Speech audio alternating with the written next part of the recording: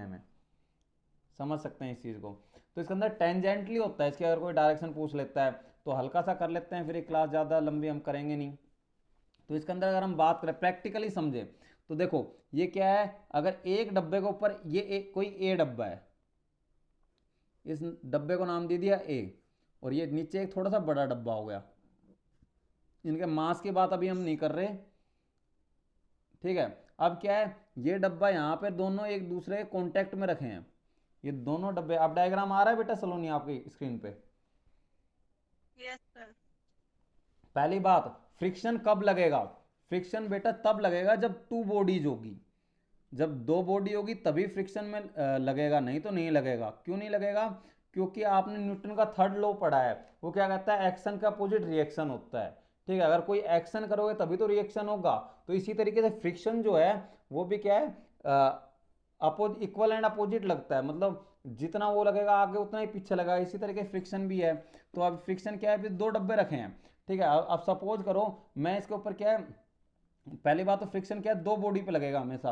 अब इसको क्या है, मैं मूव करना चाह रहा हूँ, अब मैं क्या कह रहा हूँ, इसको ना धक्का मार रहा हूँ कि भाई इधर की साइड तो मूव हो जा, तो इधर की साइड मूव होने के लिए अगर मेरे को करना पड़ेगा इधर की साइड, तो मैं क्या करूँगा, इसके ऊपर इस जो बॉडी है इस बी, ये इसके ऊपर फ्रिक्शन लगेगा बॉडी बी पे, तो हमें क्या कितनी फोर्स लगानी है, force on B due to A, तो इसके अंदर कितना फ्रिक्शन लगेगा, इतना फ्रिक्शन लगेगा कि बॉडी बी पे एक की वजह से जो फ्रिक्शन, जो हमें फोर्स लग रही है, जो हमारी फोर्स लग रही है उतना ही हमारा फ्रिक्शन लगेगा, क्या होगा, बॉडी बी ड्यू टू ए, एक की वजह से हमारे क्या है, जो बॉडी बी पे कोई ना कोई फ्रिक्शन लग रहा है, वो फ्रिक्शन क्यों लग रहा है, क्योंकि बी जो डब्बा है वो यहाँ पे ये नहीं चाहता कि ये जो डब्बा है ये मूव हो, इसका सरफेस ये चाहता है कि ये मूव ना हो, ये यहाँ की यहाँ रखे, तो इसके ऊपर जो बॉडी बी है उसके ऊपर फ्रिक्शन लगेगा F B A, for friction on body B due to A. क्यों लग रहा है, फ्रिक्शन क्या है, बी पे लग रहा है, फ्रिक्शन किस पे लग रहा है, बी पे लग रहा है, किसकी वजह से लग रहा है, ड्यू टू ए, तो उसको उस एक फ्रिक्शन, ही बात। हाँ बोलो बच्चे, इस इसको बोलेंगे friction on B due to A, तो क्या है, बी पे लग रहा है ड्यू टू ए, कि भाई एक की वजह से लग रहा है, ये नहीं चाहता ये मूव हो। इसी तरीके से अब जो इसको मैं इधर मूव कर रहा हूँ, तो क्या है, बी इसको कह रहा है नहीं तू उल्टा चल, यहाँ की यहाँ रहा, इधर मूव नहीं होना। इसी तरीके से जो ए डब्बा होगा उसको ऊपर फ्रिक्शन लगेगा, ए भी क्या अपोज करेगा कि नहीं तू उधर मूव नहीं होना, अगर मैं इधर की साइड इस पर ताकत लगा रहा हूँ, यूं लगा रहा हूँ इस पर फोर्स, तो क्या है, बी तो इसको कह रहा है नहीं इधर की साइड मूव नहीं होना, और फिर बाकी फ्रिक्शन लग रहा है इधर की साइड जाते वक्त कि नहीं बी टू ए, क्योंकि मेरे को उससे ज़्यादा फ्रिक्शन लग रहा है, उससे ज़्यादा फोर्स लगानी पड़ेगी। इसी तरीके से एट जो डब्बा है उसका ऊपर भी फ्रिक्शन लग रहा है, वो भी फ्रिक्शन लगा रहा है अपने ऊपर, क्योंकि उसका भी कोई ना कोई सरफेस है, कोई भी चीज़ अगर उसका सरफेस होगा, जितना बड़ा सरफेस होगा उतना ही ज़्यादा फ्रिक्शन लगेगा। फिर उसके ऊपर डिपेंड भी करता है, उसके ऊपर डिपेंड ये करता है उसका सरफेस कैसा है, एकदम बिल्कुल ही खुरदरा खुरदरा हुआ तो फ्रिक्शन ज़्यादा लगेगी बेटा, और बिल्कुल प्लेन हुआ, अगर फ्रिक्शन मिनिमम करनी है तो क्या है, ना तो ज़्यादा खुरदरा होना चाहिए ना बिल्कुल प्लेन होना चाहिए, और बिल्कुल प्लेन होगा तो भी फ्रिक्शन ज़्यादा लगेगी, दोनों कंडीशन में ज़्यादा फ्रिक्शन लगेगी। अब इस केस में क्या होगा, ये जो डब्बा ए है वो कहेगा नहीं मैं भी नहीं होना चाहता, वो इस डायरेक्शन में करेगा, तो इसके ऊपर जो फ्रिक्शन लगेगी, friction on A due to B, B की वजह से फ्रिक्शन लगेगी, नहीं ये एक डब्बा कहेगा नहीं मैं इधर मूव होना चाहता हूँ, और हम इसको कहेंगे इसके ऊपर जो फ्रिक्शन लगेगी हम इधर मूव करते टाइम वो लगेगी बी टू ड्यू टू ए। बताओ इसके अंदर कोई चीज़ समझ में ना आई हो तो।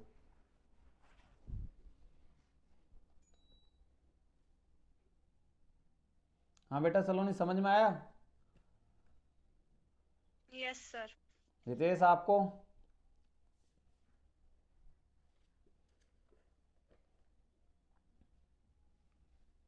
गायब हो गए रितेश, चलो ठीक है, थोड़ी बोरिंग हो जाती है फिजिक्स, मुझे पता है हल्की सी बोरिंग हो जाती है इसीलिए। तो आप देखो अब फ्रिक्शन की बात हम कर रहे हैं, तो फ्रिक्शन कितने टाइप की होती है, अगर फ्रिक्शन के टाइप पूछ ले कोई, तो बेटा फ्रिक्शन जो होती है वो हमारी टू टाइप्स की होती है, उसी के साथ हम न्यूमेरिकल करेंगे। फ्रिक्शन हमारी दो टाइप की होती है, एक होती है हमारी फ्रिक्शन स्टैटिक फ्रिक्शन, मैं जैसा आपको पहले ही बता चुका हूँ, और एक होती है हमारी काइनेटिक फ्रिक्शन। सर एक पार्ट और दे रखा है इसका हाँ फ्रिक्शन का। एक पार्ट और दे रखा है वो रोलिंग फ्रिक्शन है, लेकिन वो इस काइनेटिक के अंदर ही पार्ट आएगा, क्योंकि वो उसके अंदर काइनेटिक होता है, बुक के अंदर आपके मैंने देख लिया है, ठीक है, लेकिन वो भी काइनेटिक का पार्ट है, लेकिन हम वन बाय वन समझेंगे फिर जब क्या कहते हैं काइनेटिक को पूरा डिस्कस कर लेंगे तब उस रोलिंग फ्रिक्शन का भी कर लेंगे। लेकिन मेनली अगर कोई आपसे अगर आईआईटी में या फिर जो आपका जो एग्ज़ाम होता है मेडिकल का, उसके अंदर अगर आपसे पूछ ले कि भाई फ्रिक्शन के कितने टाइप होते हैं, मेनली आपको दो बताने हैं, स्टैटिक और काइनेटिक। अब वो रोलिंग फ्रिक्शन क्या है, काइनेटिक फ्रिक्शन का ही पार्ट है, उसके अंदर क्या है वो चीज़ क्या मूव करने लग जाएगी, वो एक थोड़ी अलग कंडीशन पड़ जाएगी, उसको भी डिस्कस कर लेंगे। लेकिन मेनली क्या है, फ्रिक्शन क्या टू पार्ट्स में डिवाइड किया गया है। समझ में आया बेटा सलोनी? Yes sir. हाँ, स्टैटिक फ्रिक्शन के अंदर क्या होता है, क्या कहते हैं वो चीज़ क्या मूव नहीं करती, उसके अंदर टेंडेंसी होती है कि वो रिलेटिव मोशन करे। तो इसके अंदर जो चीज़ होती है वो रेस्ट में ही होती है, वो मूव नहीं करती। लेकिन हाँ, हम ये नहीं कर सकते, उसके अंदर टेंडेंसी होती है। जैसे कोई बच्चा क्या है, कहता है कि भाई मैं मैथ में 90 मार्क्स ले लूँगा, 80 मार्क्स ले लूँगा, वो कहता है मेरे अंदर टेंडेंसी है, बट वो ले नहीं पाता किसी सरकमटेंस की वजह से। तो वही काम होता है इसके अंदर, स्टैटिक के अंदर उसके अंदर टेंडेंसी होती है। अगर आप उसको स्टैटिक के अंदर जो फोर्स है वो एफ एल से ज़्यादा लगा दोगे, लिमिटिंग फोर्स से ज़्यादा लगा दोगे, तो क्या है वो काइनेटिक में आ जाएगा। अगर उससे कम रहेगी तो वो किस में रहेगा, रेस्ट में रहेगा। इसी तरीके से काइनेटिक फ्रिक्शन के अंदर मैं पहले ही बता चुका हूँ, काइनेटिक फ्रिक्शन के अंदर क्या है, उसके अंदर रिलेटिव मोशन होगा, एक दूसरे के साथ रिलेटिव मोशन होगा, वही कहलाता है हमारा काइनेटिक फ्रिक्शन। यहाँ तक समझ में आया यासिका बेटा, आपको आया समझ में? Yes sir. हाँ, तो फिजिक्स कैसी लग रही है, अच्छी लग रही है गंदी लग रही है? सर ठीक है। और कॉमर्स में अकाउंट पीरियड होते होंगे आपके अब? सर वो भी ठीक है। हाँ, वो भी ठीक है बेटा, पढ़ने के लिए इतनी सारी चीज़ें हैं। मैं भी अब क्या रीड की पढ़ाई कर रहा हूँ, तो उसके अंदर साइकोलॉजी पढ़ रहा हूँ, और भी काफ़ी कुछ चीज़ें पढ़नी पड़ रही है, तो मतलब पढ़ते रहो वैसे। खैर, तो अब आगे चलते हैं, आगे होता है हमारा, हाँ बोलो बच्चे। हाँ सलोनी बेटा, अब आप ये बता सकते हो, आपने थोड़ी बहुत फिजिक्स पढ़ी है, हितेश ने तो खैर नहीं पढ़ी होगी, नॉर्मल नॉर्मल रिएक्शन क्या होता है, टेंशन और नॉर्मल रिएक्शन पता? नहीं। बिल्कुल नहीं पता? चलो ठीक है, मैं बोलो बोलो बच्चे। नहीं पता बिल्कुल ही? एस रिलेशन पता है क्या होता है?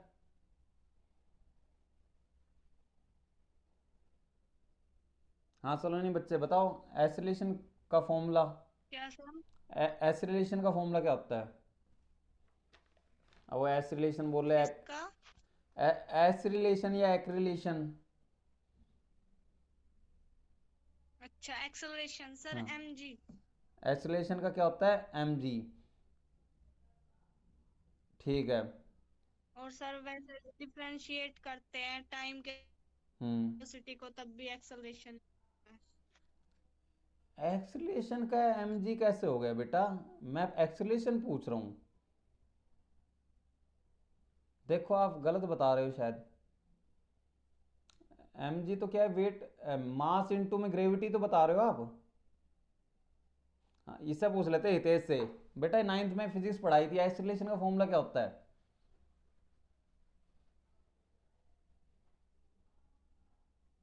अरे सर हम तो भूल गए सब कुछ। हितेश बताओ, एक्सेलरेशन का फॉर्मूला क्या होता है बच्चे?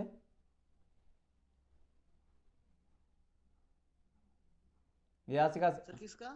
एक्सेलरेशन का फॉर्मूला नाइन्थ में पढ़ाई थी फिजिक्स, मैंने ही पढ़ाई थी शायद। एक्सेलरेशन कुछ सुना सुना लग रहा होगा। यासिका से पूछते हैं, यासिका बच्चे बताओ, आप बताओ एक्सेलरेशन का फॉर्मूला क्या होता है? Sir v minus you upon T. ये तो बेटा वो हो गया आपका, ये तो वो जो स्पीड की दो तीन रिएक्शन थी वो थी। मैं एक्सेलरेशन पूछ रहा हूँ, नाइन्थ क्लास की बुक हो तो उसके अंदर देखना, एक्सेलरेशन आप लोगों को अच्छे से कराई थी मैंने। सर उसमें यही तो होता है, फोर्स हाँ और फिर हाँ, mass. Very good very good. Acceleration के क्या है, दो तीन फॉर्मूले हैं, लेकिन हमें यहाँ पे जो फॉर्मूला चाहिए क्या है, वो होएगा हमारा acceleration is equal to force upon में मास। स्मॉल एम से क्या है, मास को डिनोट करते हैं, ये फॉर्मूला चाहिए हमें। हाँ वैसे आप भी सही बता रहे हो, वो भी एसिलेशन के 2-3 फॉर्मूले और थे, वो बाकी आगे डेरिवेशंस हो रही थी उनकी, लेकिन बेसिक फॉर्मूला ये था। याद आया नहीं आया? हाँ सलोनी बेटा। Yes sir. ठीक है, इसके अंदर जो एसिलेशन होती है वो वेक्टर क्वांटिटी होती है। मैंने आप लोगों ने, ये जो बच्चे जुड़े हैं यासिका और हितेश, इनको तो मैंने अच्छे से कराया था। और फोर्स भी क्या होती है? वेक्टर क्वांटिटी होती है। और नीचे क्या होता है? मास क्या हो जाता है? वो स्केलर क्वांटिटी हो जाता है। हाँ स्केलर हो जाता है। ठीक है, लेकिन बट अगर जो वेक्टर अपॉन में स्केलर, आंसर वेक्टर में आएगा। तो अब मैं आपको बता रहा हूँ नॉर्मल रिएक्शन क्या होता है, क्योंकि अब जो हम काइनेटिक फ्रिक्शन स्टार्ट करेंगे उससे पहले क्या हमें नॉर्मल रिएक्शन समझ में आना चाहिए, नहीं तो हमें आगे कुछ भी समझ में नहीं आएगा। ठीक है, तो नॉर्मल रिएक्शन की हम बात करते हैं। नॉर्मल क्या होता है? Normal reaction. अभी नॉर्मल रिएक्शन क्या होता है बच्चे? इसको सबसे पहले अगर हम बात करें तो कई बुक्स के अंदर नॉर्मल रिएक्शन को किससे डिनोट कर रखा है? आर से। नॉर्मल रिएक्शन को हम किससे डिनोट करेंगे? आर से, कैपिटल आर से। या फिर आप इसको किससे डिनोट कर सकते हो नॉर्मल रिएक्शन को? कैपिटल एन से। समझ में आई बात? कई बुक्स में आर से दे रखा है, कई बुक्स में एन से दे रखा है। बोलो, समझ में आई नहीं आई ये बात? Yes sir. ठीक है, जो आरबीएससी की बुक है, ठीक है, उसके अंदर आरबीएससी की बुक में क्या है? नॉर्मल रिएक्शन को किससे दे रखा है? आर से डिनोट कर रखा है। और जो सीबीएसई की बुक है उसके अंदर किससे डिनोट कर रखा है? एन से डिनोट कर रखा है। तो कंफ्यूज मत होना, कहीं मैं आर लिख दूं या एन लिख दूं तो समझ जाना उसका मतलब क्या है, नॉर्मल रिएक्शन ही है। अब ये होता क्या है नॉर्मल रिएक्शन? बिल्कुल जीरो लेवल से समझा रहा हूँ। नॉर्मल रिएक्शन क्या होता है? अगर सपोज करो, ध्यान से सुनना मेरी बात को, कोई डब्बा रखा हुआ है यहाँ पे, ये डब्बा रखा हुआ है, इसका मास क्या है? ये देखो, पहले बात सेंटर में होता है उसका। देखो अर्थ के ऊपर, अर्थ क्या है? हर चीज को अपनी साइड खींचती है। जो हमने 9th क्लास में चैप्टर पढ़ा था जिसका नाम था ग्रेविटेशनल फोर्स, इसके अंदर क्या है? अर्थ हर एक चीज को अपनी साइड खींचती है। लेकिन जरा ये ध्यान से देखना, अर्थ क्या है? हर एक चीज को, अर्थ क्या है? सर्कल इन नेचर है, सर्कल इन नेचर है। वो हर एक चीज को अपनी साइड खींचती है ड्यू टू ग्रेविटेशनल फोर्स। लेकिन जरा ध्यान से देखना, इधर भी ये, मतलब सारी चीजों को वो अपने सेंटर की साइड खींचती है। अगर ध्यान से देखो तो जो अर्थ होती है, जो उसका जो सेंटर होता है सर्कल के अंदर, उसकी साइड खींचती है, उसे ही हम कहते हैं। इसी तरीके से क्या है, अगर हमारा कोई डब्बा है तो कोई डब्बा जो होता है उसका जो मास होता है हम क्या सेंटर में मानते हैं, वो क्या है? सारी चीज़ें सेंटर की साइड खींचता है। तो इसका जो मास है, अगर ये कोई डब्बा है, नॉर्मल रिएक्शन समझा रहा हूँ, इसका मास हमने m मान लिया। क्या मान लिया? m मान लिया। बोलो, आया नहीं आया समझ में यहाँ तक? Yes sir. ठीक है, अब इसके अंदर क्या है? इसका जो ये पॉइंट नहीं है, ये हमने पॉइंट मान लिया, सेंटर के अंदर मान लेते हैं। तो इसके अंदर मास m है, और इसके अंदर क्या है? अब देखो ये डब्बा है, इसके अंदर कोई ना कोई वेट तो होगा बच्चे, कोई ना कोई वेट होगा। तो क्या है? ये इसको नीचे की साइड धकेलेगा। इसके अंदर कोई मास है, वजन है, मास। अब मास होता है, फिर एक जी होता है, ग्रेविटी ड्यू टू अर्थ। पढ़ा है ना, ग्रेविटी ड्यू टू अर्थ हमने 9th क्लास में पढ़ा था जी से। इसकी वैल्यू क्या होती है? 9.8 होती है। और नॉर्मली हम इसको जी को क्या ले लेते हैं, जब हमें न्यूमेरिकल सोल्व करना होता है 10 लिख लेते हैं। एसिलेशन ड्यू टू ग्रेविटी, इसको हम क्या बोलते हैं? Acceleration due to gravity. याद आया बेटा यासिका कुछ? Yes sir. हाँ, तो फिजिक्स के अंदर हमने 9th में पढ़ा था, 9th की फिजिक्स 11th में, और 10th की फिजिक्स 12th में, उससे इंटरलिंक्ड है। जिस बच्चे ने 9th में फिजिक्स अच्छे से पढ़ी है उसको 11th की फिजिक्स थोड़ी अच्छे से समझ में आ जाएगी, और 10th में जो पढ़ी है वो 12th की आ जाएगी। तो इसको हमने 10 मीटर पर सेकंड स्क्वायर लिख लेते हैं इसको। वैसे नॉर्मली क्या होती है? 9 मीटर पर सेकंड होती है, इसको हम 10 लिख लेते हैं। तो अब देखो ये जो डब्बा है इसके अंदर m मास है, तो भाई इसके अंदर कोई ना कोई फोर्स लगेगी नीचे की साइड। और वो फोर्स कितनी होगी? ये नीचे की साइड धरती को धकेलेगा, वो क्या होगा? mg। कितना होगा? mg, mass into acceleration due to gravity. इसके अंदर फोर्स कितनी लगी? नीचे की साइड लगी। कितनी लगी फोर्स? mg लगी, मास इंटू ग्रेविटी। समझ में आया बेटा सलोनी?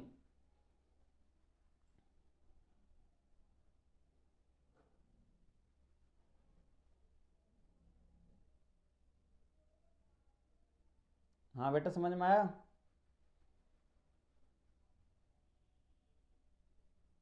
यासिका आपको?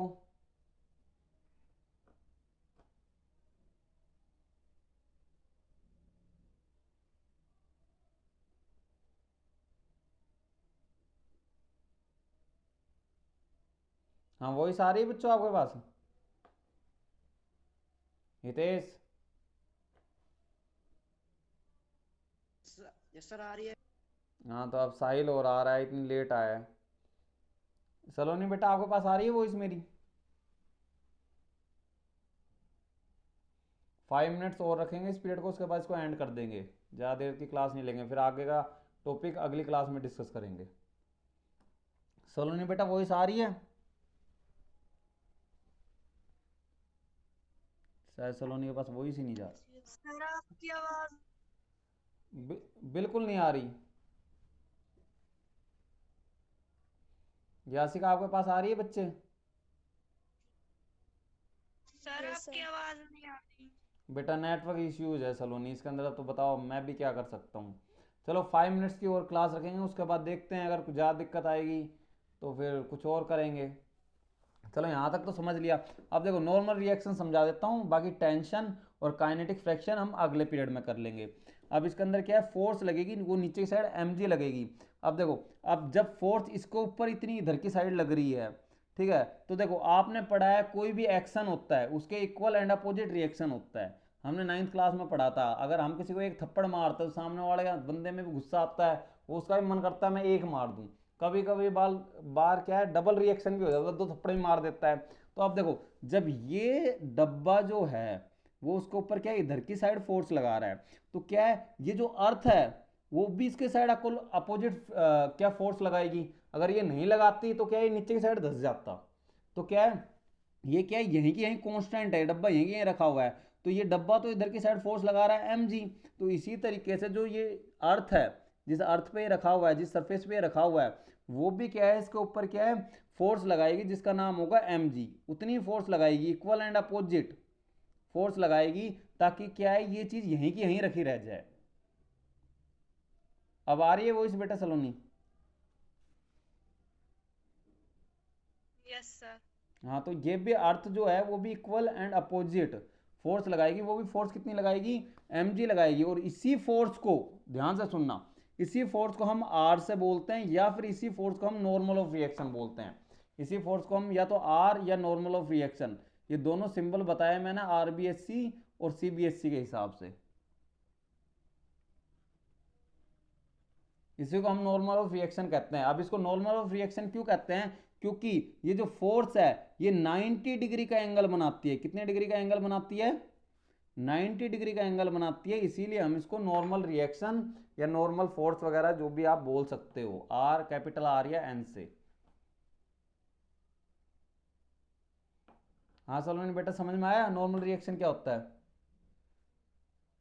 Yes sir. अब इस केस के अंदर लेकिन ये कंसेप्ट भी क्या है, यहाँ पे तो ट्रू है, ये लास्ट पॉइंट है बस, इसके बाद हम इसको कुछ थोड़ा सा फिजिक्स के अंदर ना 10 से थोड़ा सा हाई लेवल का आ गई है फिजिक्स, तो थोड़ा सा न्यूमेरिकल पार्ट पे थोड़ा ध्यान देना पड़ेगा।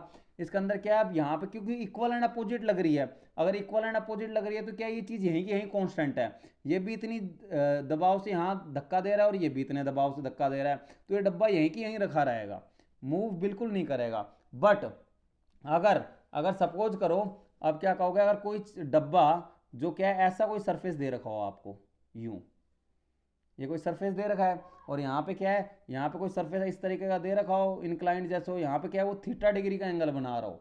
कितने डिग्री का एंगल बना रहा हो, थीटा। और यहाँ पे कोई डब्बा रख दिया जाए, ये हल्का सा टॉपिक समझ लो, उसके बाद इस पीरियड को एंड कर देंगे। और ये m मास का डब्बा है, कितने किस किस मास का डब्बा है, m मास है, इसके अंदर मास कितना है, m है। तो अब जरा देखो, अब क्या है, इसके ऊपर जो फोर्स लगेगी, अब क्या है, ये आपको पता है इजीली, ये डब्बा अगर ऐसे इंक्लाइंड सरफेस पे है, ये तो भाई खिसकता हुआ इधर आ जाएगा, तो इसके ऊपर नॉर्मल ऑफ रिएक्शन क्या होगी। अब अगर हम इसको ध्यान से देखें तो ये क्या है, इधर की साइड खिसकता हुआ आ जाएगा, क्योंकि ये खिसकता हुआ क्यों आ जाएगा, क्योंकि इसके अंदर जो नॉर्मल ऑफ रिएक्शन है वो इक्वल एंड अपोजिट नहीं होगी, इसके अंदर नॉर्मल ऑफ रिएक्शन क्या है, थोड़ी सी कम हो जाएगी। क्या हो जाएगी, थोड़ी सी कम हो जाएगी mg से। अब जरा देखो, अब जो इसका सेंटर है वो तो भाई क्या है, सेंटर जो है वो तो क्या है, नीचे की साइड फोर्स लगाएगा। कहाँ की साइड लगाएगा, नीचे की साइड फोर्स लगाएगा। कितनी फोर्स लगाएगा, सेंटर वो लगाएगा mg, mass into gravity, acceleration due to gravity, वो तो नीचे की साइड फोर्स लगाएगा। बट इसके अंदर क्या हो जाएगा आपका, ये जो नॉर्मल ऑफ रिएक्शन हो जाएगा। अब इसके अंदर यहाँ पर क्या होगा, वही सारी है सब बच्चों के पास। हाँ सलोनी बेटा वॉइस क्लियर है यस आपको? सर। हम्म। यस। हाँ तो अब इसके अंदर जो फोर्स लग रही है, जो फोर्स लग रही है किसके अंदर, ये जो डब्बा नीचे लगा रहा है वो mg लगा रहा है। अब देखो जरा, अब इसके अंदर थोड़ा सा कंसेप्ट एक मैथमेटिक्स का आ जाएगा वेक्टर का, ठीक है, उसको हमें अच्छे से समझना पड़ेगा। अगर वो बच्चों क्लियर है तो समझ में आ जाएगा, नहीं है क्लियर तो भी मैं समझा दूंगा अच्छे से। बाकी एक हल्का सा 10th का कंसेप्ट है। इसके अंदर क्या होगा, आप देखो यहाँ पे जो फोर्स mg लग रही है, बट यहाँ पे क्या है, ये इसकी जो नॉर्मल ऑफ रिएक्शन है आपके हिसाब से क्या है, ये बिल्कुल सीधी लग जानी चाहिए। अगर ये बिल्कुल सीधी इक्वल एंड अपोजिट लग जाती नॉर्मल, तो क्या है, ये बिल्कुल मूव नहीं करता। बट इस केस के अंदर क्या है, ये मूव कर रहा है क्योंकि स्लाइड रखा है। तो अब इसके अंदर अगर इसकी फोर्स देखें तो इसकी फोर्स क्या है, दो भागों में बढ़ जाएगी। यहाँ पे फोर्स लग रही है, तो अब यहाँ पे कितनी लग जाएगी फोर्स, इसकी लग जाएगी mg cos थीटा। अब ये चीज़ मुझे पता है हल्की सी समझ में नहीं आएगी, लेकिन इसके बाद जो समझाऊँ उसके बाद आ जाएगी, ठीक है। अब यहाँ पे जो फोर्स लगेगी वो लगेगी mg साइन थीटा। अभी साइन थीटा को, हाँ बोलो, आ रही बेटा सलोनी, समझ में नहीं आ रही? वेक्टर पढ़ाया आपने थोड़ा बहुत? सर वेक्टर पढ़ाया, ये बताओ।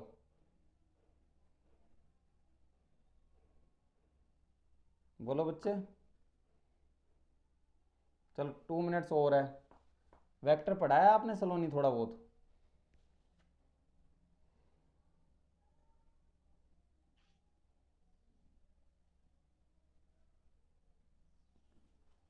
शायद वेक्टर नहीं पढ़ा। देखो बच्चे, ये क्या होता है, अगर वेक्टर का मैं थोड़ा सा एक्सप्लेन कर देता हूँ ताकि अच्छे से क्लियर हो जाए। वेक्टर में क्या होता है बेटा, ऐसा कोई ट्रायंगल होता है, ठीक है, ऐसा कोई ट्रायंगल होगा। अगर हम क्या कहते हैं, इधर की साइड ऐसे कोई फोर्स लग रही है, ठीक है, ऐसे कोई फोर्स लग रही है, और वो क्या है, हमारे पास फोर्स एफ लग रही है, एफ लग रही है। अब हमें पता है ये वाला एंगल 90 डिग्री का होता है, ये वाला एंगल 90 डिग्री का होता है। तो अब हमें पता है ये वाला एंगल अगर 90 डिग्री का है, तो हम क्या करेंगे, इसको इससे मैच कर देते हैं ज़रा। अब ये क्या है, देखो वेक्टर के अंदर है, ज़्यादा मैं मैथमेटिक्स के अंदर अब नहीं जाऊंगा। तो ये देखो, ये वाली चीज़ होगी हमारी एफ साइन थीटा, और ये होगी, ये वाला एंगल अगर हम थीटा मान रहे हैं कोस। तो ये होगी एफ कोस थीटा, ठीक है। अब क्या है, जो हमारा पैरेललोग्राम रूल है वेक्टर का, किसका रूल है, पैरेललोग्राम वाला रूल है, वो क्या कहता है, इतना ही यहाँ होगा, तो ये हो जाएगा एफ कोस थीटा। अब देखो ये वाला एंगल 90 का, तो ये वाला एंगल भी 90 का होगा, जैसा कि हमने 10th में पढ़ा है।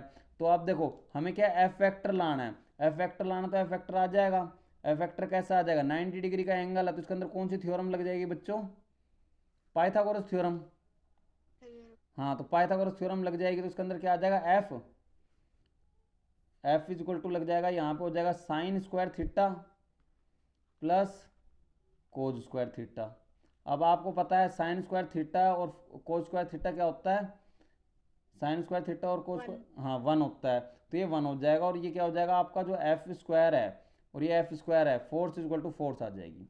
समझ में आ गई बात? जब भी क्या है, अगर हमें क्या है, किसी एंगल पे कोई फोर्स दे रखी हो, तो हम क्या है, उसका हॉरिजेंटली फोर्स और वर्टिकली फोर्स हम निकाल लेते हैं।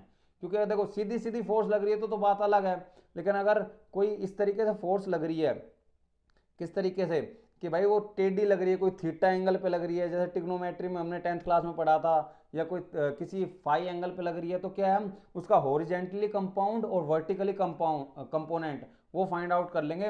हॉरिजेंटली कंपोनेंट हमेशा क्या होगा, को थीटा की फॉर्म में आएगा।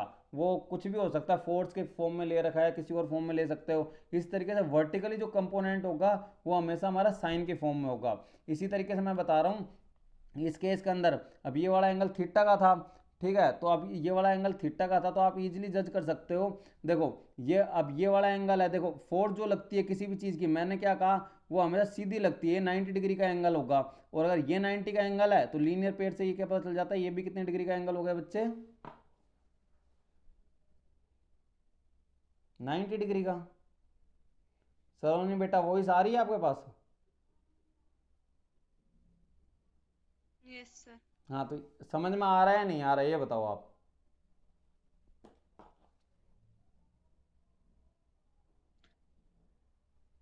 बोलो बच्चे, नहीं आ रहा तो बताओ। जो चीज़ समझ में नहीं आ रही आप पूछो। सर आ रहा है? आ रहा। हाँ, अब जो next yes sir. Next test होगा आपके स्कूल में, वो फ्रिक्शन का अगर होगा तो हम फ्रिक्शन के धीरे धीरे करेंगे, बेशक हमारे 5 लेक्चर लग जाए। ठीक है। और न्यूमेरिकल्स आते हैं, मुझे पता है 11th 12th के अंदर जो आप मेडिकल की तैयारी कर रहे हो, तो न्यूमेरिकल्स पे भी हम फोकस करेंगे, फिर एक्स्ट्रा न्यूमेरिकल भी ले लेंगे। समझ में आई? लेकिन कंसेप्ट क्लियर करेंगे।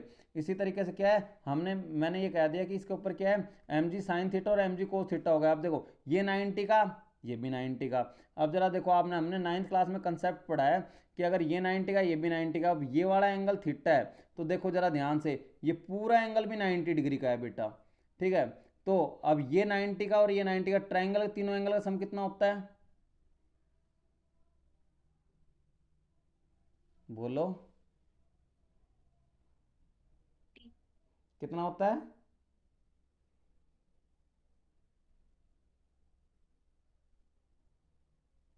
यासिका बेटा आप बता दो, अगर लेक्चर में हो तो। हितेश तो गायब हो गया।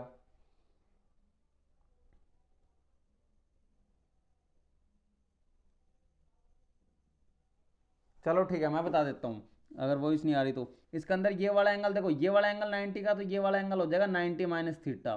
तो आप इजीली अंडरस्टैंड कर सकते हो कि अगर ये 90 माइनस थीटा और ये पूरा 90 का है, ठीक है, तो ये पूरा 90 का, ये 90 माइनस थीटा, तो ये वाला एंगल कितने का हो जाएगा? थीटा का हो जाएगा। ये वाला एंगल कितने का हो गया? थीटा का। सलोनी बेटा समझ में आया नहीं आया ये वाला एंगल थीटा का क्यों हुआ? नहीं आया तो पूछो, सर एक बार फिर से बता दो। फिर से बता दूं तो फिर से बता दो। हाँ, फिर से बता देता हूँ बच्चे। देखो अब ये क्या है, डायग्राम इस तरीके से दिया हुआ है। अब ये मैं अलग से बना के दिखा देता हूँ डायग्राम अच्छे से, ताकि अच्छे से क्लियर हो जाए आप लोगों को। अब मैंने ये डायग्राम कुछ इस तरीके से बना रखा है, यूं, ओ सॉरी यूं, और उसके बाद यूं, उसके बाद यहाँ पे यूं बना रखा है, और यहाँ पे ये वाला एंगल थीटा का बना रखा है, और ये वाला एंगल मैंने बताया 90 का होता है। तो ये वाला एंगल कितने का होगा बच्चे? 90 का। वीडियो क्लियर है बेटा सलोनी आपके पास? बताओ, वीडियो आ रही है नहीं आ रही क्लियर बेटा सलोनी? यस सर आ रही है। हाँ, तो ये वाला एंगल 90 का हो गया। अब मैंने क्या कहा था, यहाँ पे कोई डब्बा रखा है, यहाँ पे कोई डब्बा रखा है, और उसका सेंटर ऑफ फोर्स यहाँ होती है, सेंटर ऑफ फोर्स यहाँ रखती है, और हमेशा जो फोर्स नीचे की साइड लगती है वो हमेशा परपेंडिकुलरली लगती है। और उसका मैंने क्या बताया, उसके जो दो कंपोनेंट होंगे, एक कंपोनेंट इधर लगेगा एम जी कोस थीटा, और एक कंपोनेंट क्या है, इधर की साइड लगेगा एम जी साइन थीटा। जैसे कि मैंने अभी बताया था आपको, इस केस के अंदर अगर कोई चीज़ ऐसे होती है, अगर फोर्स इधर की साइड लग जाती है, तो उसको हम दो कंपोनेंट में बांट लेते हैं। क्यों बांट लेते हैं दो कंपोनेंट में? ताकि हॉरिजेंटली वाला कंपोनेंट हॉरिजेंटली में ऐड हो और वर्टिकल वाला वर्टिकली में, क्योंकि जो थीटा एंगल है इसका तो हम कुछ कर ही नहीं सकते। ठीक है। तो इसी तरीके से क्या है, इसको भी हमने दो भागों में बांट लिया। अब जरा देखो, ये 90 का तो ये भी 90 का। अब देखो ये एक ट्राइंगल बन रहा है, और ट्राइंगल में तीनों एंगल का सम 180 डिग्री होता है। ये 90 का, हाँ ये थीटा का, तो ये वाला एंगल कितने डिग्री का होगा? 90 माइनस थीटा। समझ में आई बात? सर। हाँ, और अब देखो, यस सर। ये पूरा एंगल 90 डिग्री का है बेटा। हम्म। अब अगर इस एंगल को आप x मान लेते हो, क्या मान लेते हो? x मान लेते हो, और पूरा एंगल 90 डिग्री का, थोड़ा सोल्व कर लेते हैं 10th क्लास के बच्चों की तरह।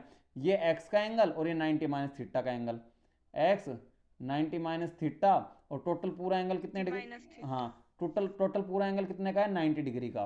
क्यों? क्योंकि हाँ, जो हमारे हॉरिजेंटल और वर्टिकल कंपोनेंट होते हैं वो क्या 90 डिग्री का एंगल बनाते हैं। तो अगर इसको सोल्व करते हैं तो क्या हो जाएगा, अब ये x माइनस थीटा हो गया, ये 90 इधर दे रखा है। अब क्या करेंगे, 90 इधर प्लस का, उधर जाके क्या हो जाएगा? समझ में आया?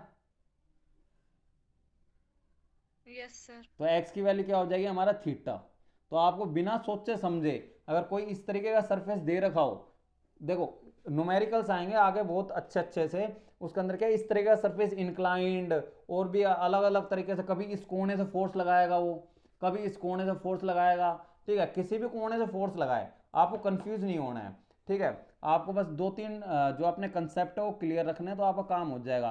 तो ये आपको क्या है, अगर इस कहीं से फोर्स लगाए, अगर ये एंगल थीटा दे रखा है तो आपको बिना सोचे समझे एंगल थीटा मान लेना है, क्यों मान लेना है? क्योंकि इस कंसेप्ट से। समझ में आई बात ये आपको? Yes sir. चलो ठीक है, तो फिर अब ये 1 आवर की क्लास हो चुकी है, ज़्यादा इसको टाइम नहीं लेते। अब आगे का कंसेप्ट इसका अगली क्लास में करेंगे। ठीक है बच्चों? हाँ बेटा यासिका, जितना कराया उतना समझ में आया? ठीक है सर। आगे जो इंक्लाइंड सरफेस है इसमें नॉर्मल ऑफ रिएक्शन कैसा लगेगा, ये क्यों इधर की साइड फिसल जाता है, क्यों नहीं जाता, क्योंकि इक्वल एंड अपोजिट नहीं लगता, ये तो हल्का सा कंसेप्ट क्लियर ही हो गया। तो अब आगे क्या अगली क्लास में करेंगे, जब भी होगी, कल या परसों में लूँगा। ठीक है? तो आप अब इसको अच्छे से पढ़ लेना जो जो मैंने कराया है, और ये इसकी वीडियो रिकॉर्डिंग भी आपको क्या है अभी 10-15 मिनट्स में इस टीचमेंट पे मिल जाएगी। ठीक है? आगे के लिए बाय बाय। यासिका बेटा, समझ में आया जितना मैंने कराया? Yes. हितेश तो बोर होकर वापस ही चला गया, फिजिक्स थोड़ा बोरिंग सब्जेक्ट है। चलो ठीक है तो बच्चों, बाय बाय।